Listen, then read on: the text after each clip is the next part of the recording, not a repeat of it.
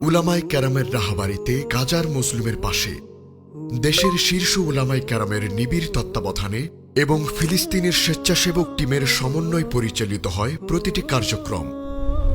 গাজার জনজীবন স্বাভাবিক হওয়ার আগ পর্যন্ত নিরবিচ্ছিন্নভাবে চলবে এই কার্যক্রম।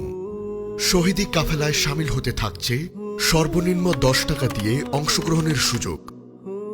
হাফিজি চ্যারিটেবল সোসাইটি অব বাংলাদেশ সরকার নিবন্ধিত একটি সেবা সংস্থা। প্রিয় দেশবাসী, আজকে বাংলাদেশে একটি সংস্থার কথা বলবো আমি, Hafizi charitable society of Bangladesh. Hafizi charitable সোসাইটির আন্তর্জাতিক অঙ্গনে তাদের এই পদচারণা এটি অন্যতম একটি মাইল ফলক হিসেবে কাজ করবে। তাদের যে কাজটি আমাকে বিমোহিত করেছে সেটা হচ্ছে যে ইতিমধ্যেই তারা যুদ্ধ বিধ্বস্ত ফিলিস্তিনের গাজা এবং মিশর সীমান্তে রাফা অঞ্চলে প্রচুর পরিমাণ অসহায়, গৃহহীন, বস্ত্রহীন, খাদ্যহীন মজলুম মুসলমানদেরকে মানবিক সহযোগিতা করেছে আলহামদুলিল্লাহ, যা আমরা স্যাটেলাইট চ্যানেল এবং সোশ্যাল মিডিয়াতেও দেখেছি। এবং এর পরিচ্ছন্ন হিসাব নিকাশ তারা সংরক্ষণ করে। রমজান শেষ হয়ে গেছে, মুসলমানদের দুয়ারে দুয়ারে এসেছে পবিত্র ঈদ উল ফিতর। আনন্দ উল্লাসে মেতে উঠেছে মুসলিম দুনিয়া। নতুন করে এবার বাংলাদেশেও রাষ্ট্রীয় উদ্যোগে আয়োজন ঘটেছে উৎসবের আমেজ। দুনিয়ার হাসিমুখ ফলাও করে প্রচারিত হয়েছে প্রতিটি মিডিয়ায়। সবাই ঝকঝকে চকচকে পোশাকে আর মনোহরী প্রসাধনীতে মনের মতো সেজেছে। আয়েশের ভোজন বিলাসে মত্ত হয়েছে। সবাই সাধ্যমতো ঈদ উদযাপন করেছে, কিন্তু সাধ্যমতো কেউ এগিয়ে আসেনি গাজার মুসলমানের দিকে। That's the moment Israeli bombs dropped on a school housing displaced people in eastern Gaza city.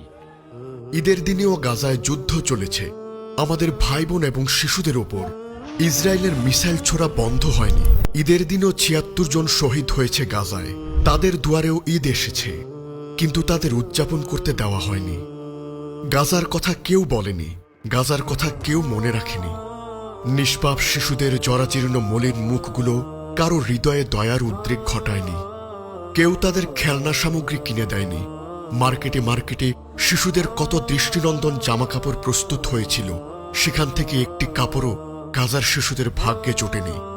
গাজার মুসলমানরা ধ্বংসস্তূপের মাঝে দাঁড়িয়ে নামাজ আদায় করেছে। ফিলিস্তিনের মজলুম মুসলমানদের পাশে দীর্ঘদিন থেকে হাফিজি চ্যারিটেবল সোসাইটি অব বাংলাদেশ তাদের সেবা কার্যক্রম পরিচালনা করে যাচ্ছে। দেশের প্রখ্যাত বুজুর্গ ওলামায়ে কেরাম তাদের সাথে যুক্ত আছেন। আলহামদুলিল্লাহ, আমিও তাদের সাথে যুক্ত আছি। আমি দেশবাসীকে বলবো, এই সংস্থাটি অত্যন্ত দায়িত্বের সাথে কাজ করে যাচ্ছে এবং তাদের কাজে যথেষ্ট ট্রান্সপারেন্সি আছে। হাফিজি চ্যারিটেবল সোসাইটি ঈদ উদযাপন করবে গাজার মুসলমানদের নিয়ে। ঈদের দিনও গাজায় আমাদের সেবা কার্যক্রম